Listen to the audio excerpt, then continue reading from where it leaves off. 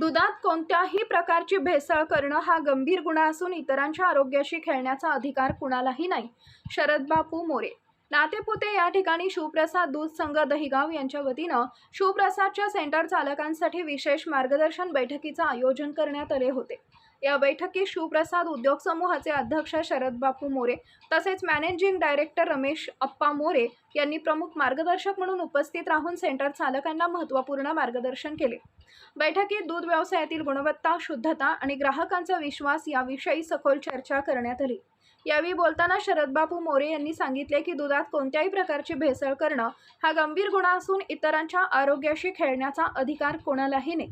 दूध हे सर्वसामान्यांच्या दैनंदिन आहारातील अत्यंत महत्त्वाचे अन्नपदार्थ असल्यानं त्यांची गुणवत्ता टिकवून ठेवणं ही प्रत्येक उत्पादक व संकलकांची नैतिक जबाबदारी असल्याचं त्यांनी स्पष्ट केले.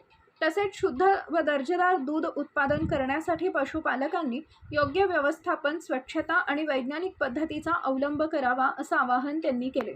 दूध संकलन केंद्रावर गुणवत्तेची तपासणी कशी करावी, दुधातील भेसळीचे प्रकार कोणते आहेत, त्याचे दुष्परिणाम काय आहेत आणि भेसळ आढळल्यास संबंधितांवर कोणती कायदेशीर कारवाई होऊ शकते याबाबत सविस्तर माहिती देण्यात आली. यावेळी ग्राहकांचा विश्वास जपणं हेच दूध व्यवसायाच्या प्रगतीचं मुख्य सूत्र असल्याचं सांगत शुद्ध दूध पुरवठ्यामुळे संस्थेची प्रतिष्ठा वाढते आणि व्यवसाय अधिक सक्षम होतो असं मतही व्यक्त करण्यात आले. सेंटर चालकांनी दूध संकलन प्रक्रियेत पारदर्शकता ठेवून गुणवत्तेला प्राधान्य द्यावे अशा सूचना करण्यात आल्या. कार्यक्रमात शिवप्रसाद दूध संघाशी संलग्न असलेल्या अनेक सेंटर चालकांनी मोठ्या संख्येनं उपस्थिती लावली.